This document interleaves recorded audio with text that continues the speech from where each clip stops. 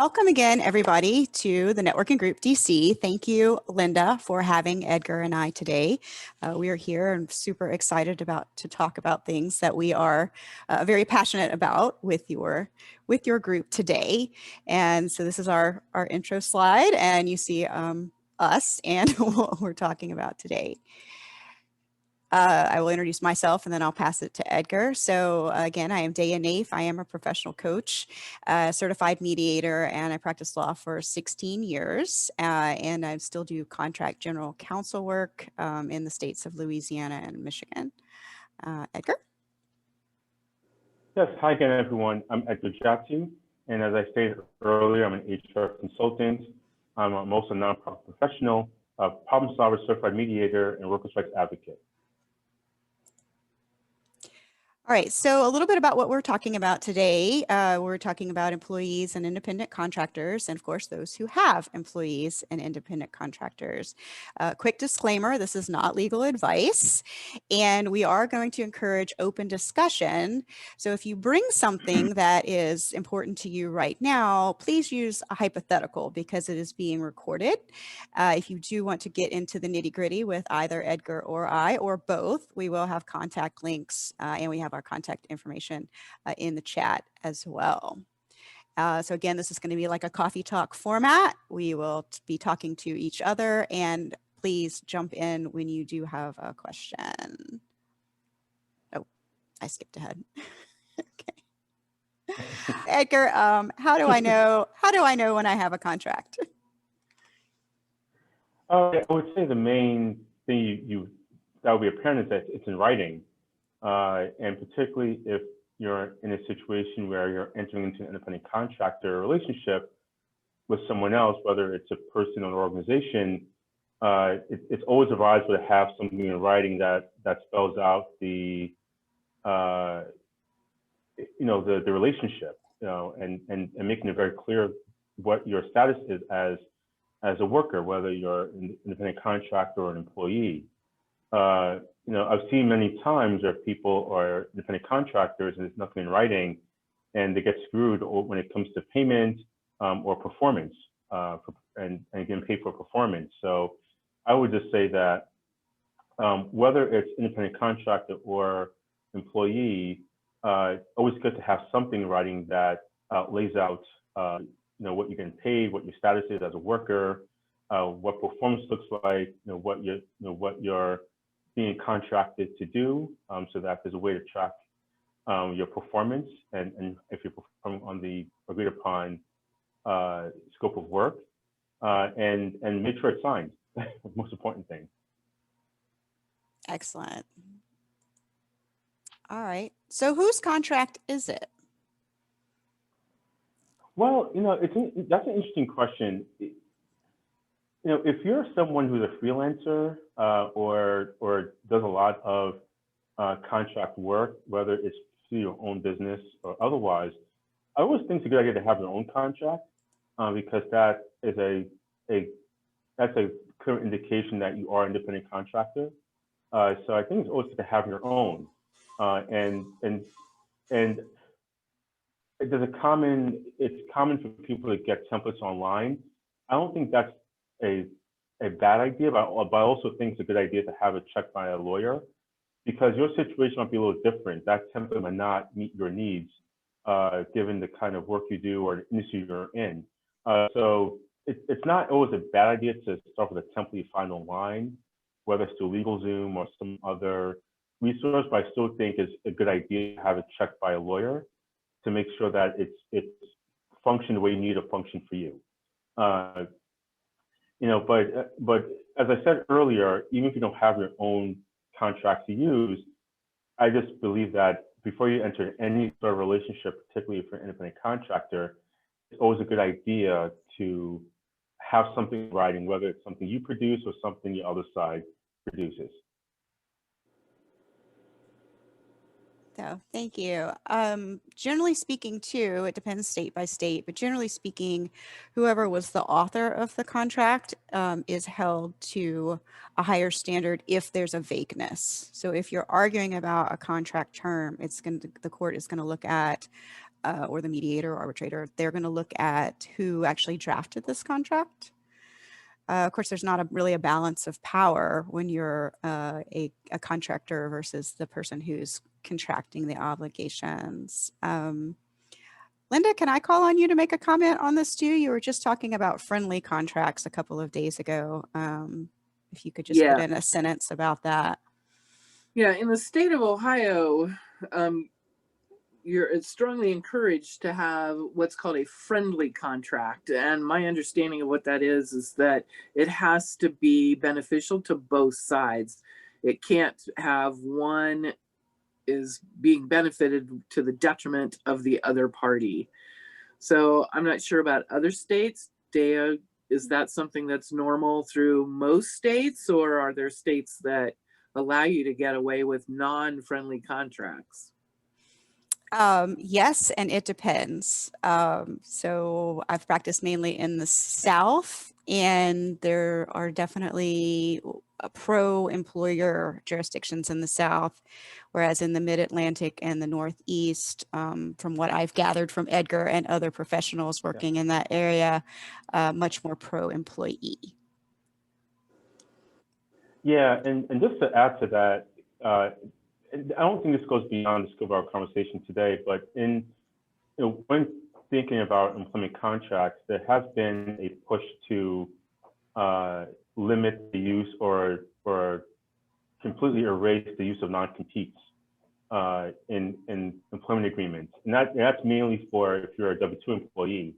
And so recently, DC just passed legislation to ban non-competes moving forward. So it's not retroactive. So if you have an existing non-compete, that still is enforceable. But moving forward, the rule would be that you can't use non-competes anymore in employment agreements. So definitely following up on what Daya just mentioned, certainly there are pockets of the country where it's, the view on employment agreements are increasingly more employee friendly, and there are some states that are looking to limit or ban the use of non-competes, as an example.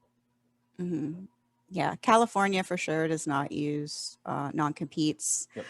Louisiana is 2 years, and some states are 5-year limit of non-compete agreements. So you really need to know where you're doing business, especially if you're a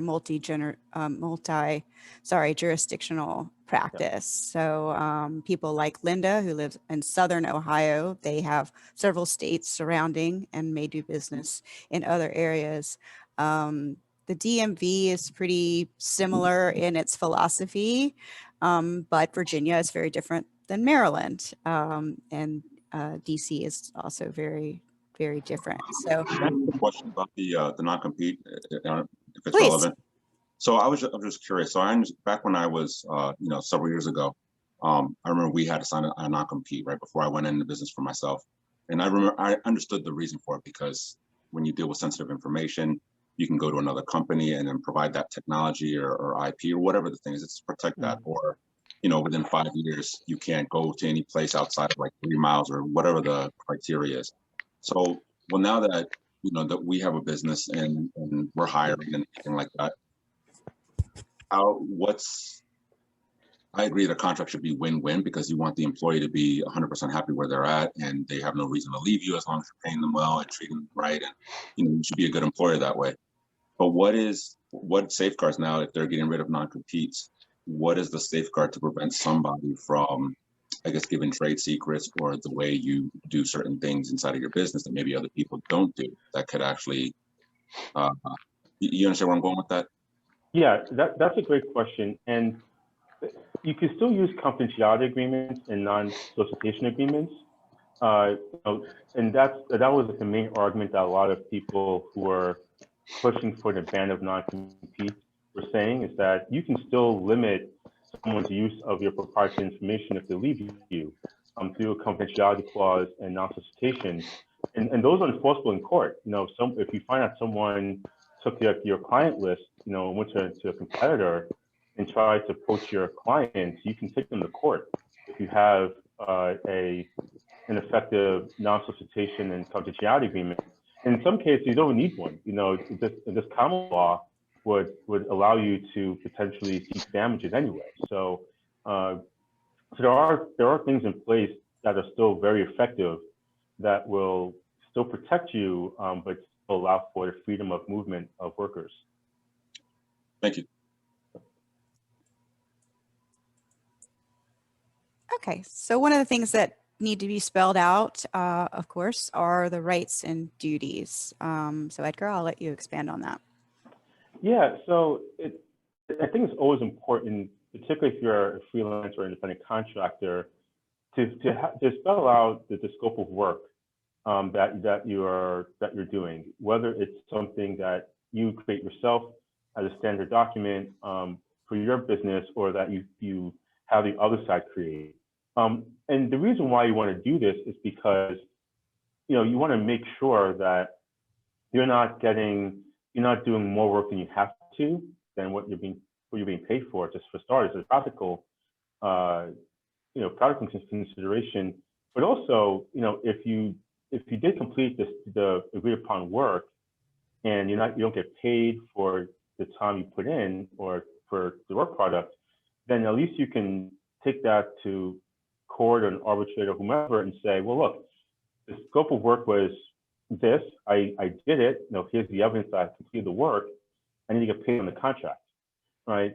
If it's something that is not pinned down or not clear, then that can lead to aggravation. It can lead to poor relationships with a client or whomever you're doing work for, and also could just be expensive because now you have to enforce this agreement before a tribunal or a court, and it can get messy because if you were not careful about laying out the scope of work and your rights and duties under an agreement, then you have to litigate that, and that can take years to come to an outcome, which you may not like if you don't try to resolve it or just do the right thing beforehand and have a very, very good language that lays out rights and duties in an agreement.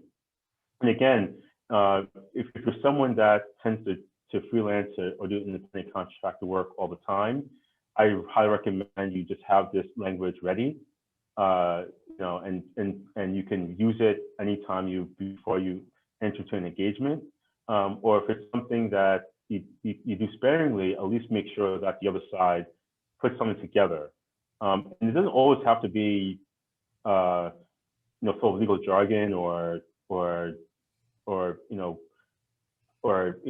long document, but it has to be something that's clear and effective. Because again, you want to make sure you get paid for the work you do, and you want to avoid a situation where you're in a fight with someone over work that you clearly performed. Can I add here or ask a question about changing the scope of work? Yep. Because I'm familiar with the construction industry where scope of work changes happen like almost on a daily basis. So what is your suggestion? At what point should you be creating change orders? I mean, sometimes it's something really simple. Well, I don't want this, I want that, and it's a change of paint color, so that's really simple. I don't know that a change order is something that needs to happen over that. But is there a dollar limit? Or is there just a tolerance limit? At what time, at what point do you change it? Because change orders can become very, people get upset. The client can present them with a change order, even though it's their request. Yeah. They don't tend to want to sign a new piece of paper for the work. Yeah. So yeah, that's a great question. And I'll take what I do for my HR consulting work. I made the decision to lay out all my services in one document. And so anytime I put together a scope of work, I basically take the language from that document and insert it into the scope of work. And I make it that's broad enough to cover many different things. So if I say, for example, I handle HR documentation, that can mean many different things, right? And so we don't need to go back and change the work order. We'll have a conversation about, okay, what kind of documents are you looking for? okay, that's fits within the scope of work. We agreed that I'll work on these 3 documents. So you don't have to go back and change the scope of work every time. It's kind of covered, in the agreement that I'm working on documents. So I would say that as a practical matter, you want to have a keen understanding of your services. Like, what are you offering to people? And that way you can kind of mix and match what those services are in your scope of work. And then the details are more about what the client wants, right? And so you can talk to the client and say, okay, well, here's a service I'm offering. What specifically do you need for me to do? And document it. It can be an email and just confirm. What I usually do is confirm after I talk to a client, okay, we have agreed to work on these, tasks, and I have something in writing that confirms it. And I don't need to change the scope of work every time. It's documented elsewhere, and that should be more than enough evidence if you need to in the future if something were to go awry. Mm-hmm. Okay. To add on to that, Linda, and this falls more in the communication realm, foster an environment of these are the procedures we use to protect both parties. Lay it out that these are the things. I have many times, I also used to practice in construction exclusively, and many times the change orders were 2 or 3 times the original contract in construction cases.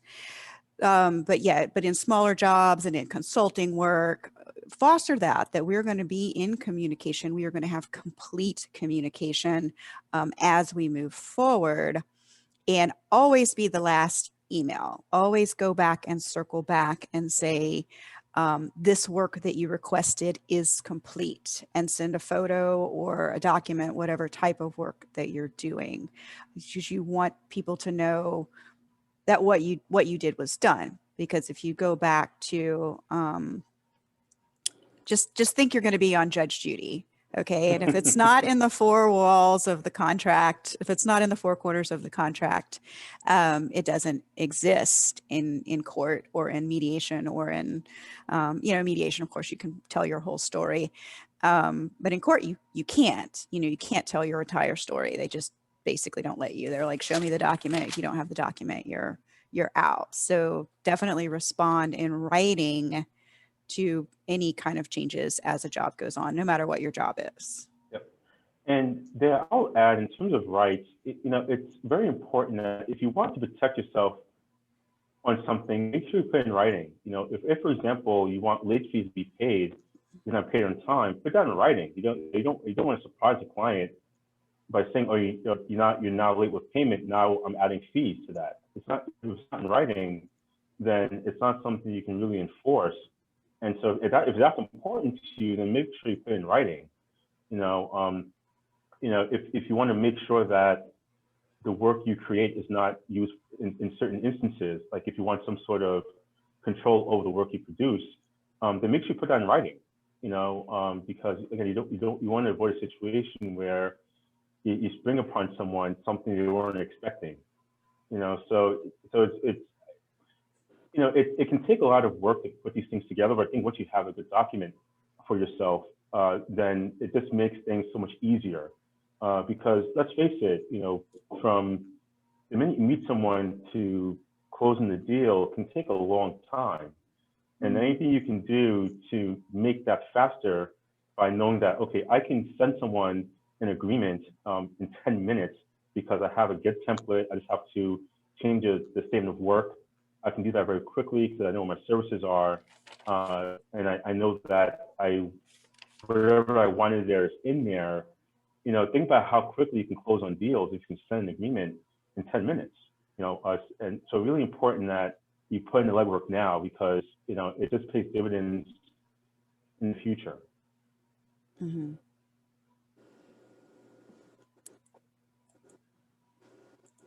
Oh, all right. Back up to the money. Back to the money. Show me the money. All right. So we talked a little bit about payments and getting things in writing. What other tips do we need around money, Edgar? I don't know if there's more to add. I would just say that, again, just be clear about payment terms, and So if you want to get paid monthly, then just make sure that's clear.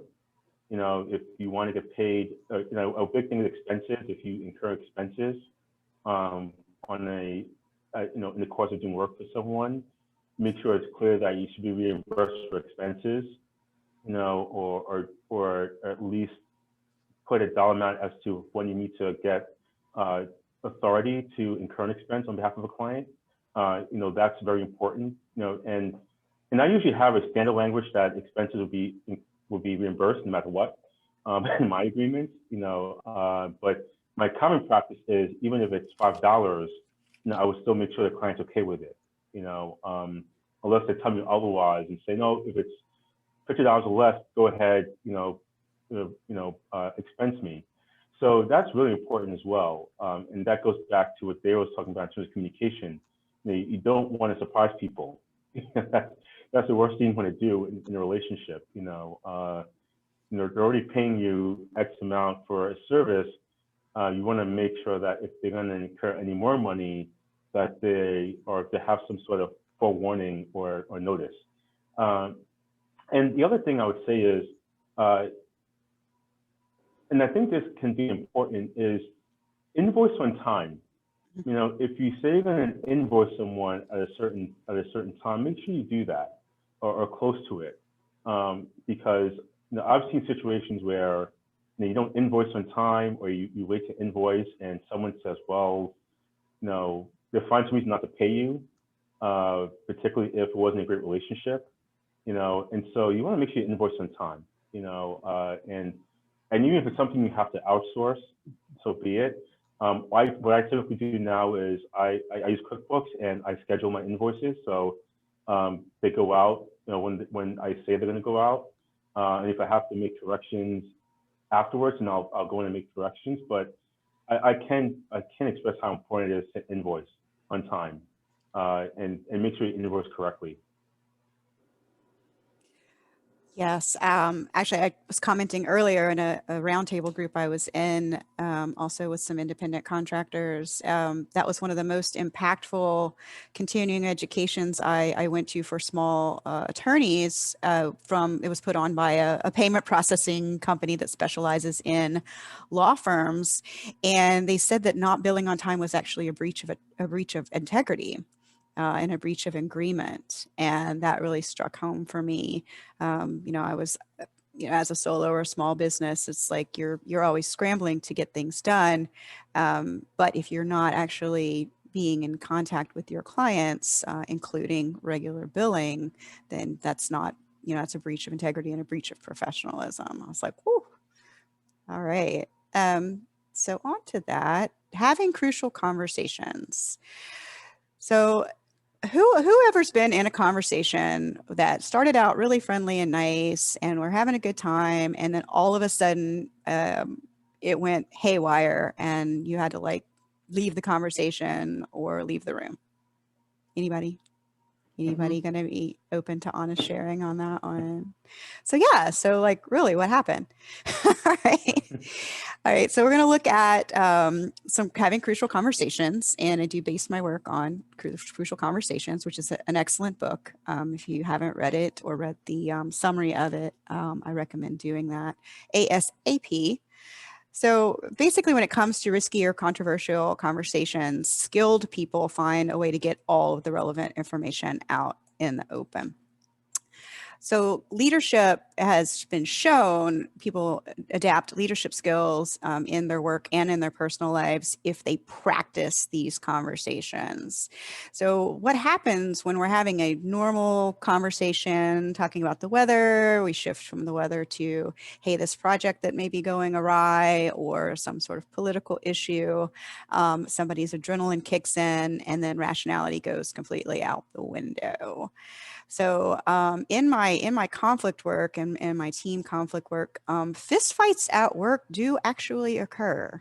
We think that that's not a occurrence, and it actually is an occurrence even in a boardroom or a professional work environment, not just on the job site. I do a lot of work in construction, and you're like, oh yeah, I could see that happening on a job site. It's hot, everybody's in their safety gear, temperature rises, temper rises, but no, actually people who work in desks and cubicles also will get into physical altercations.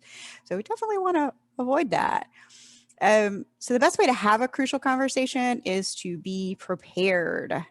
Okay, so I love my little meme here of the woman being really zen, sitting on a boardroom table, and you know, obviously you cannot be that person, or maybe you can. I don't know. New Age is getting very popular in business, so I love it. Sure, let's all burn sage and beat on drums, but if you can't do that, be calm, really focus on what you want to achieve. And the reason that we put this in the segment today is a lot of times you're going to have to come forward to an employer, to someone you have a contract with, someone on your team, or someone who works for you on a team in order to keep this dialogue flowing, so that when you have a change order, it's not an act of Congress to get somebody to sign the change order. They're like, oh, change order, yes.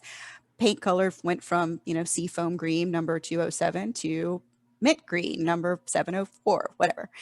Going to sign that, no problem. There's a little upcharge for ordering whatever, changing the order at Sherwin-Williams.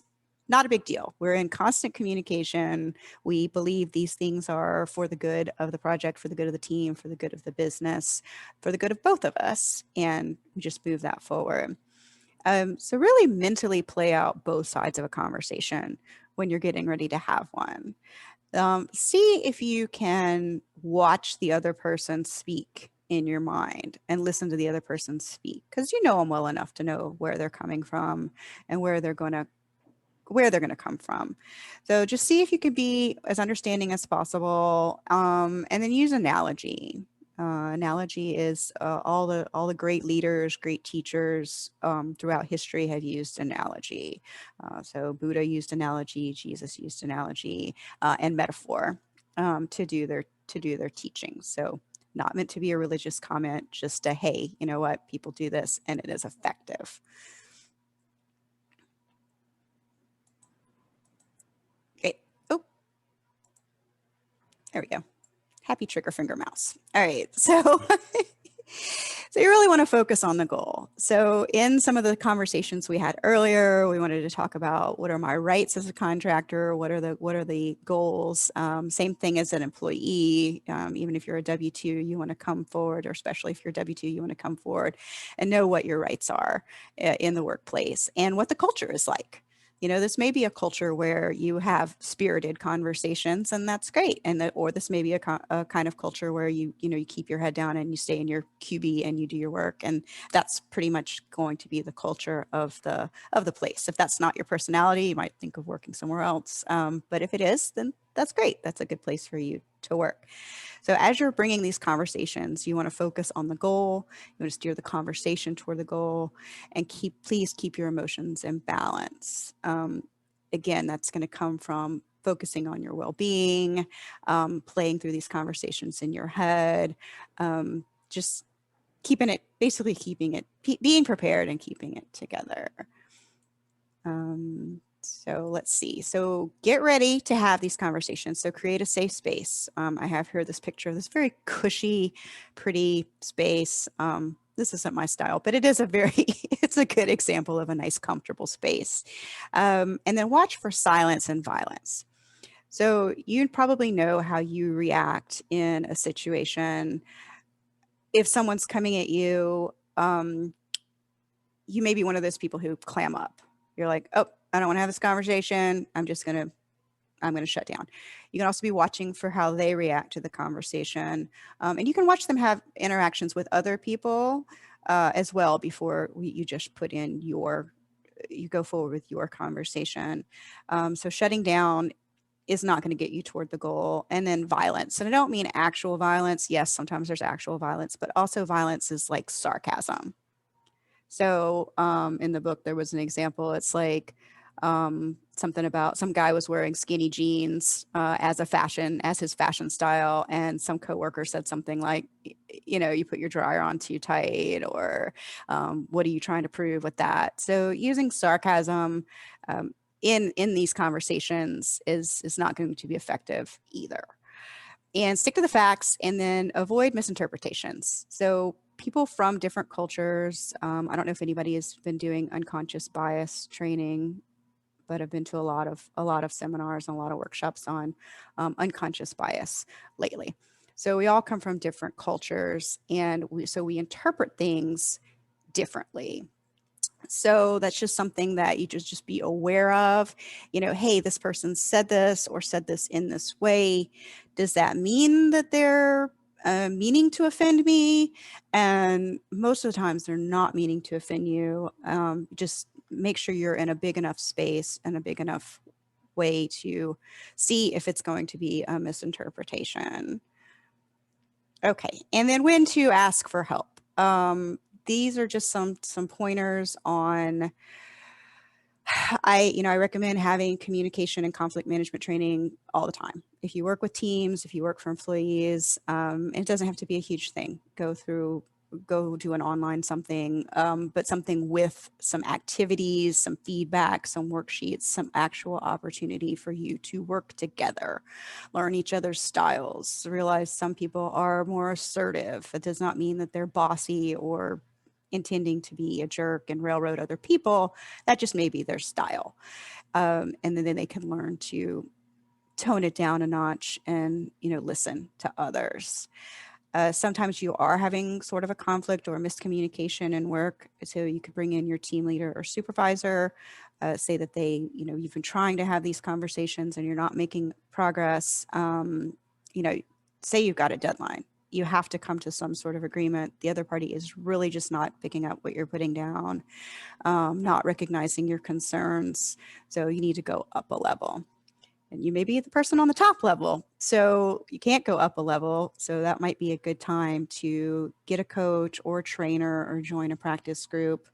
And so a power imbalance. So in that case, you're the person on the top. So you have the higher power, but you want to encourage people to come up and bring their own power. So you need to find an effective way to be able to set aside their perception that they're not going to be heard. So it kind of depends on the way your organization is run.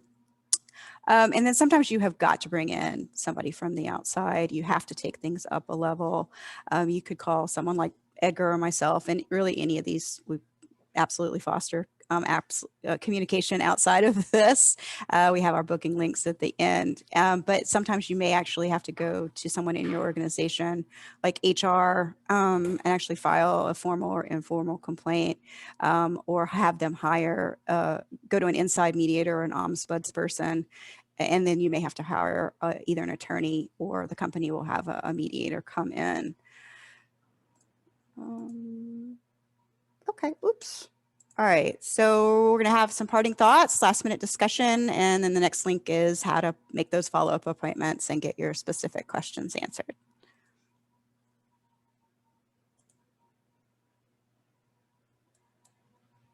So Daya, how often do you think that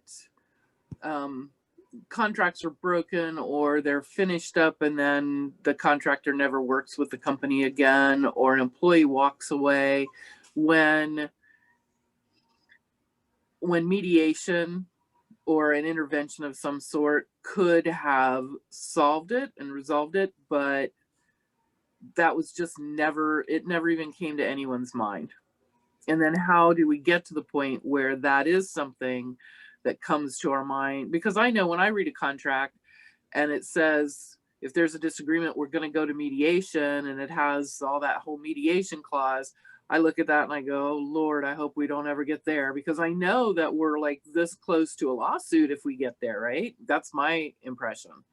So how would it be better if we started using mediators much earlier, before we started thinking lawsuit and that kind of thing?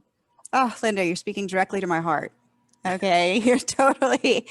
I have a mission. I'm telling you, I have a mission to get mediation and dispute resolvers as early as the project idea is sketched out on a piece of scratch paper or a cocktail napkin. I think having a third party involved and able to facilitate things as they come up, project into the future things that are coming up. You know, people in the office who are legitimate, well, or outside of the office, someone that they can go to, like somebody like Edgar or myself, say, hey, you know what, this is a vendor. If you need to speak to somebody, they're approved, we're paying for it. If you've got to get some training on conflict, you're having a conflict, you don't know who to talk to. Absolutely, I would love to get that early on. Culturally, people do think their day in court is going to be the best thing since sliced bread. And people do not leave court happy. Turning over your project, your rights, your responsibilities over to a person in a black robe to make that decision, I think should be your very, very last resort. In fact, there's a very famous quote by Sandra Day O'Connor that says pretty much the exact same thing. Litigation should be your absolute last resort. And it's what happens when people don't talk to each other. So I guess long answer to your question. So go ahead, Edgar. Yeah, and I'll add that, you know, litigation, you know, as I said earlier in our conversation, you don't always get the outcome you want, even if you're right. You know, the law has a way of helping you, you know, even if you believe, you know, you're on the right side of the law. So, oh, sorry, my light went out. Yeah, so I'm with Daya. I think anytime you can use conflict resolution, whether it's a mediator or a facilitator, or anyone that can help get parties to work something out together, it's much better, you know, and you significantly decrease your cost moving forward, whether it's loss of productivity, whether it's losing a contract, whether it's having to find a new vendor, you know, whether it's not having to hire lawyers, you know, to litigate, you know, it just, you know, your peace of mind and your financial health is just much better that way. Okay. Yeah. And Linda, it goes way beyond plopping a mediation agreement in your contract. It's a culture. It's actually a cultural shift to say, okay, well, we just have to do this mediation before we file the suit because it says so in our contract. Anyone else? Awesome. All right. Edgar, let's wrap up with our usual thoughts for the conversation. Yeah, my parting advice is that, again, it's always important to have things in writing, whether it's the initial relationship when it was some form of agreement, you know, confirming the work you're doing and when things are complete, and just protecting yourself overall. You know, if you want something to be documented, make sure it's in writing. You know, particularly if it's in service of protecting your business and your work. That's probably the most important thing. Mm-hmm. Yeah, I want to add on to what Alexandra was talking about earlier too, like work product. Whose work product is it? That's definitely something to keep in mind and have in writing.